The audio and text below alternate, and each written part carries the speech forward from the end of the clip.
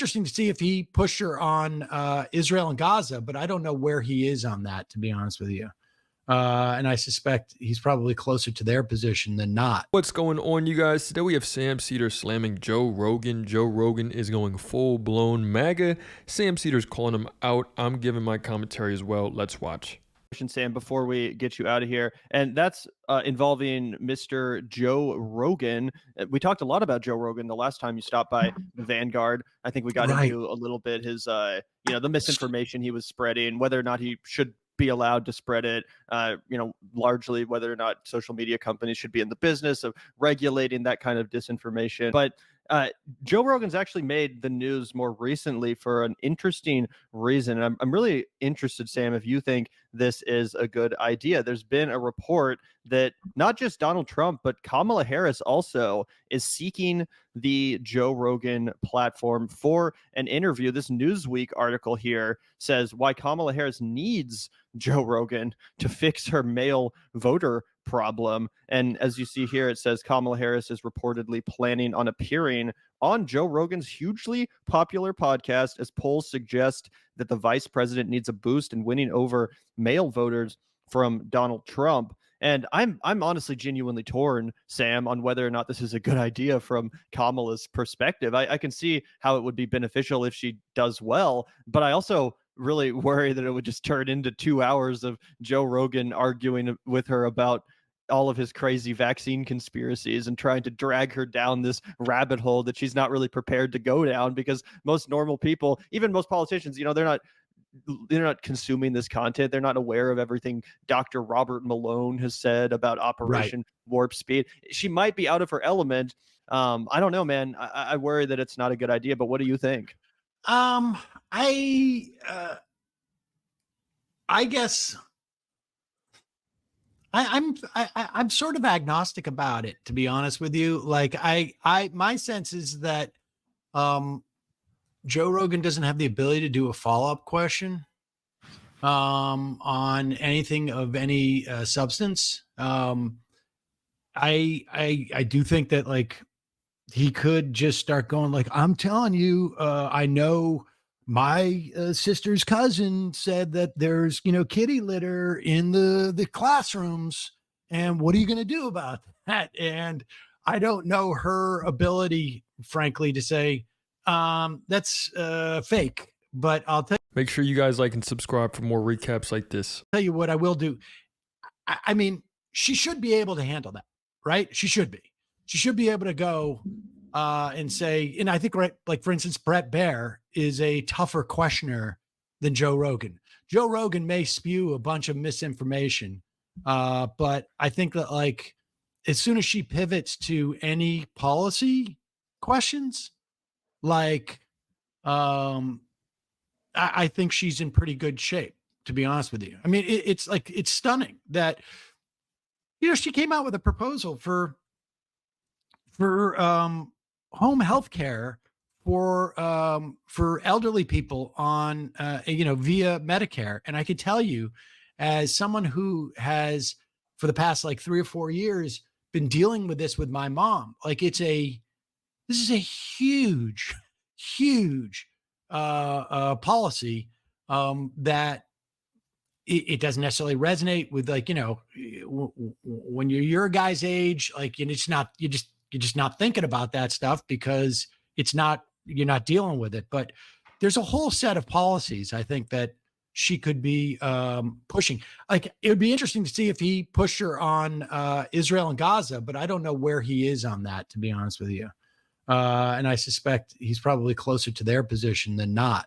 But what about as far as just reaching young men? Because obviously there's all the policy conversations, and I think that you're right. She could probably do a pretty good job of being convincing, even in the face of a couple follow-ups from a guy like Joe Rogan. He's not exactly a Mehdi Hassan level interviewer, debater, whatever you want to call it. He's pretty easy to get along with for the most part. But what do you think about reaching young men? I personally think it's a missed opportunity not to send Tim Walz out there more. I think he actually is really 100%. Relatable. But I mean, I don't think that young men are like incapable of wanting to vote for Kamala Harris. I think a lot of them appreciate the idea of having like a strong woman at the head of the country, leading the country. I don't think it's like you know, even dude Mamala. bro types, even dude bros that are might have some toxic tendencies. Like, I don't think it's out of the question. And I do think that Kamala and Tim Waltz, you know, they would have done good to go around and maybe more or less just go to these podcasts the same way that, you know, they were parading around freaking JD Vance and just saying, you know, just really giving softball answers, even if they wanted to question. That's why I'd say if you sent Kamala and Tim Waltz in together, it'd be a lot harder to gang up on just one of them.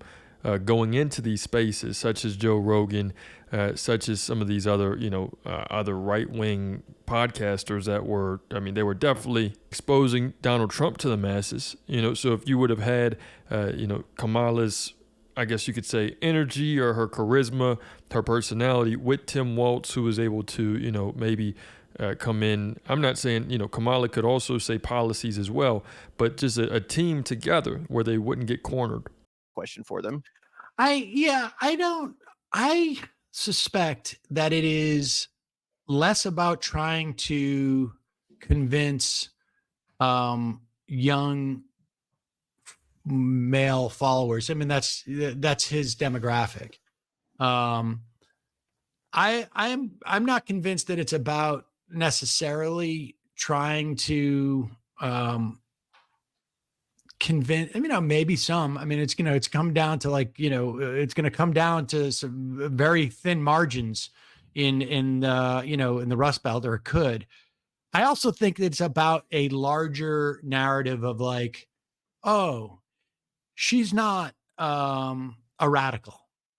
Like, I think, like, their whole campaign seems to be like, we have to, I, as a Black woman, am coded for a significant part of the population that is gettable as a radical because I am a Black woman. I mean, I think that, like, that's the thing that they've been trying to run away from the entire time. And I think going on that show, or saying that you're willing to go on the show, just adds one more layer of, like, well, you know, she didn't seem that crazy, and she's doing it, you know, she's not hiding out. She has nothing to hide. Mhm. I think there, you know, that's the theory there, that they're less concerned about, like, what actually happens on there, you know, and more like the idea that she would do it.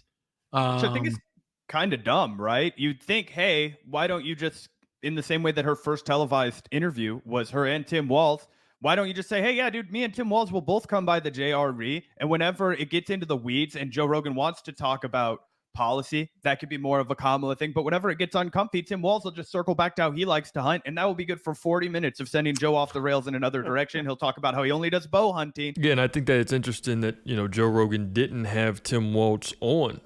Tim Waltz has a lot of similar policies. I'm not saying the exact same policies, but him and Bernie Sanders have very, very, if you want to put them side by side and compare them, they're not that far off from each other. So it's really interesting how Joe Rogan, I'm not going to say he went out of his way to not have Tim Waltz on, but he, you know, wanted to smear him as soon as he heard one thing that might have been unpleasant about Tim Waltz. He was going to say that, I think he compared him to Kim Jong-un.